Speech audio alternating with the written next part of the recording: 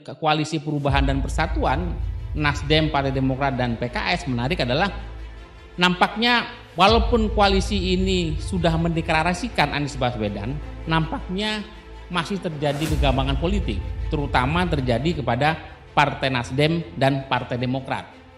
Kode keras lagi, takut usung Anies Capres 2024, Demokrat OTW merapat ke Ganjar Pranowo, gegara AHY di Kadali Nasdem, Paloh auto stres berat.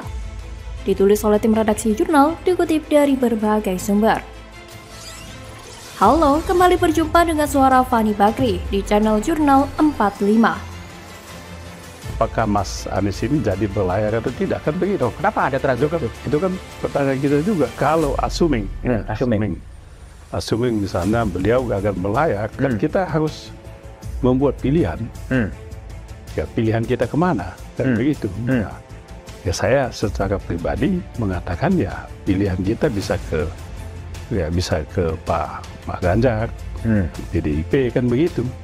Ya. Ada tawaran nih dari PDI Perjuangan atau bahkan dari Gerindra supaya Demokrat bisa masuk ke koalisi mereka dengan syarat AHY cuman jadi menteri. Demokrat bisa jadi keluar dari koalisi perubahan. Mending jadi menteri lah, kata AHY, daripada jadi calon wakil presiden di koalisi perubahan pun enggak. Kalau nanti Demokrat lompat, maka hancur sudah ikatan koalisi perubahan. Mirip dengan koalisi Indonesia Bersatu atau KIB yang sekarang sudah hancur berantakan. Kalau Demokrat lompat, PKS sesuai dengan sifat aslinya pasti langsung cari aman dan bisa jadi mereka merapat ke Prabowo. Nasdem sudah pasti nggak mungkin. Sehingga pertimbangan Nasdem adalah ketika dia mengusung Anies Baswedan, apakah betul dipastikan bahwa Anies bisa memenangkan pertarungan 2024. Jadi memang pertimbangannya memang menang kalah. Jadi masih ada, itu yang pertama. Ada keraguan karena memang kalau sampai kalah aku berada di luar pemerintahan nih. Karena Pak Jokowi kan cukup kesel dengan sikap politik yang dilakukan oleh Nasdem. Anies Baswedan pernah diprediksi tidak akan mendapat tiket Pilpres 2024. Dan itu akan segera terbukti ketika Demokrat memberikan kode akan hengkang dari koalisi perubahan dan merapat ke PDIP mendukung Ganjar Pranowo. Partai Demokrat hingga kini masih belum mengetahui apakah Anies Baswedan dapat bertarung di Pilpres 2024 atau tidak. Hingga kini, Partai Demokrat masih meragukan Anies Baswedan setelah melihat kondisi perpolitikan Indonesia saat ini. Hal itu diungkapkan oleh Wakil Ketua Umum Partai Demokrat Beni Kaharman dalam program podcast Back to BDM yang ditayangkan di YouTube Kompas TV pada Sabtu 1 Juli 2023. Menurutnya, jika Anies tak jadi berlayar di Pilpres 2024, Demokrat kemungkinan akan pindah haluan mendukung Ganjar Pranowo dari PDIP. Meski begitu, ia menegaskan bahwa ini hanyalah perumpamaan apabila benar terjadi kalau Anies Baswedan gagal berkompetisi di Pilpres 2024. Ia pun lalu mencontohkan Partai Nasdem pendukung utama Anies Baswedan yang mengalami berbagai permasalahan. Mulai dari sekjennya Johnny G. Plate masuk penjara karena kasus BTS Kemenkominfo, lalu ada pula Menteri Pertanian yang ditengarai bermasalah juga mau ditersangkakan. Bahkan baru-baru ini, Wali Kota Makassar, Muhammad Ramdan Pomanto, memutuskan untuk mundur dari kader Partai Nasdem karena pencapresan Anies. Kendati begitu, Beni menyebut ada yang mengatakan kalau ini akan menjadi kekhawatiran yang tidak masuk akal atas PK tersebut. Karena di dalam PK itu tidak ada bukti-bukti atau hal-hal baru yang menakutkan.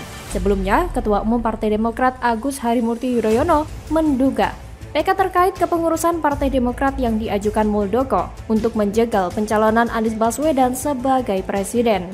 Tapi ternyata bukan PK yang menjegal Anies, justru Demokrat sendiri yang menjegal pencapresan Anies.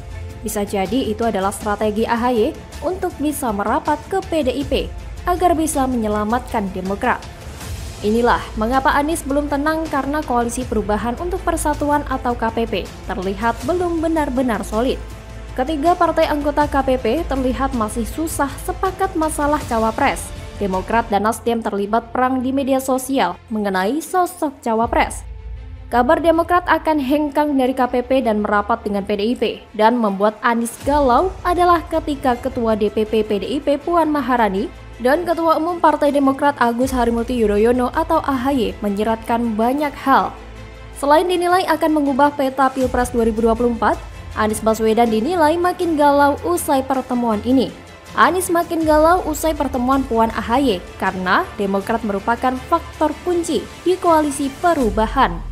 Bila Demokrat tak jadi bergabung ke koalisi perubahan, otomatis Anies bingung lagi mencari kawan koalisi. Pertemuan Puan AHY sebagai variabel kuat yang bisa mengubah peta Pilpres. Perubahan bukan hanya terkait peta antar koalisi politik, tapi juga di internal koalisi terutama pada koalisi perubahan. Pertemuan sakral tersebut juga pastinya akan dijadikan momentum oleh Demokrat untuk meningkatkan daya tawar ke Anies Baswedan dengan harapan bisa menempatkan AHY sebagai cawapres Anies. Faktanya, tanpa AHY menjadi cawapres, Demokrat tidak akan mendapat efek ekor jas dari pencalonan Anies. Yang paling mendapat dampak elektoral dari pencalonan Anies adalah Nasdem dan PKS. Kemudian, pertemuan tersebut bisa dianggap sebagai agresivitas koalisi Ganjar Pranowo dalam membangun komunikasi ke berbagai pihak, bahkan mampu membangun jembatan di atas perbedaan. Kalau melihat perkembangan koalisi politik, yang paling agresif memperluas basis kerjasama dan sudah konkret adalah Ganjar.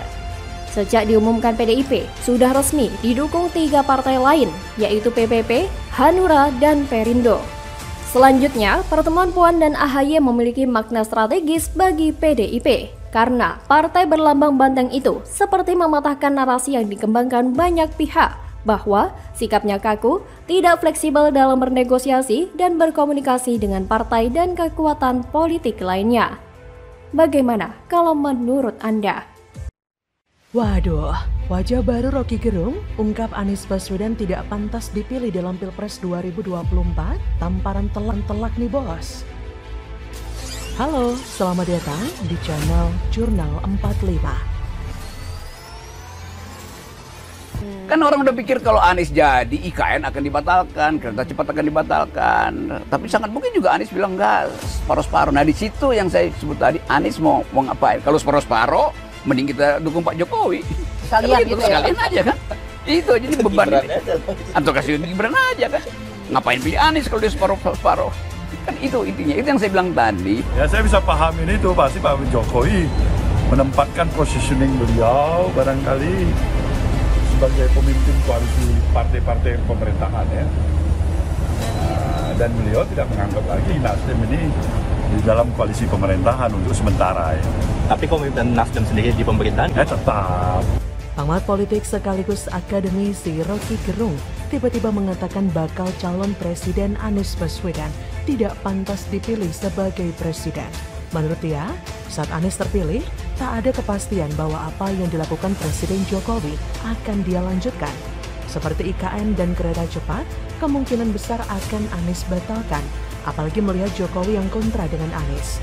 Rocky bahkan menyarankan kalau tidak mau ada perbedaan dan Anies tidak tegas menunjukkan sikapnya, apakah melanjutkan atau tidak, lebih baik masyarakat memilih lagi Presiden Jokowi atau sang anak Gibran Raka Buming Raka. Ia menyebut istilah memboikot adalah cara menguji moral seseorang dan itulah elektabilitas yang sebenarnya. Ia pun menegaskan jika Anies pemikirannya di Pilpres 2024 hanya separuh-separuh. Tidak tegas, kenapa harus dipilih? Kenapa nggak milih Ganjar? Pernyataan Rocky ini secara gamblang memberikan penegasan bahwa Anies memang tidak pantas menjadi penerus Presiden Jokowi. Dan jika Anies menjadi presiden, dia tidak akan melanjutkan seluruh program yang Jokowi gagas. Jelas sekali semua akan dilakukan perubahan sesuai apa yang dicanangkan koalisi mereka. Padahal yang sedang dibutuhkan negara ini siapa gerangan yang akan melanjutkan perjuangan Jokowi untuk mengganti status Indonesia sebagai negara berkembang menjadi negara maju. Jika Rocky berpendapat perubahan yang digagas Anies dan koalisinya tidak akan melanjutkan program Jokowi, ada satu hal lagi yang akan mendukung ketidakcocokan Anies meneruskan Jokowi. Lihat saja rekam jejaknya yang melanjutkan kepemimpinan Jokowi di Jakarta. Berhasil tidak? Lihat saja sudah berapa banyak uang rakyat Jakarta dipelorotin untuk anggaran aneh seperti lem iPhone, pulpen, dan anggaran lainnya yang jumlahnya begitu fantastis. Belum lagi uang rakyat Jakarta yang dipelorotin untuk menggaji tim TGUPP yang gaji ketuanya melebihi gaji seorang menteri. Dan bukan?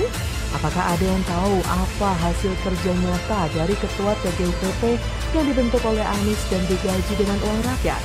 Dan kita juga menjadi saksi bagaimana situasi Jakarta pada era Anies yang semakin semrawut.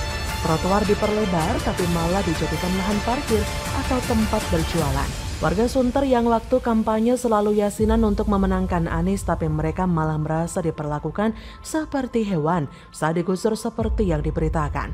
Belum lagi janji manis Anies tentang OKOJ yang katanya dimodalin punya bisnis, disediakan tempat usaha dan dicarikan pembeli seperti spanduk mereka saat kampanye. Saat kampanye mengumbar kata-kata manis bahwa akan diberikan modal usaha, tapi setelah menjabat sebagai gubernur, Anies dengan mudahnya mengatakan bahwa memang tidak ada modal dalam program OKOJ. Jadi bisa dibayangkan berapa juta rakyat Jakarta yang sudah tertipu dengan rangkaian kata-kata manis tentang program OKOJ saat kampanye dalam Pilkada Jakarta dulu. Dari kasus ini kita sebenarnya sudah bisa menilai sendiri bahwa ada yang menghalalkan segala cara demi meraih kekuasaan. Sebenarnya bukan hanya dari kualitas kinerja atau antitesa Jokowi, kemungkinan besar Anies tidak akan menjadi capres itu semakin nyata karena elektabilitas Anies di beberapa survei semakin anjlok. Bahkan di survei terbaru dari lembaga survei, raihan suara mayoritas masuk pada Ganjar dan Prabowo, sedangkan Anies kalah telak. So bisa dipastikan Indonesia bukan hanya akan bernasib sama dengan Jakarta selama 5 tahun terakhir ini jika Anies yang menjadi presiden, tapi juga akan gagal sebagai capres. Bagaimana menurut Anda?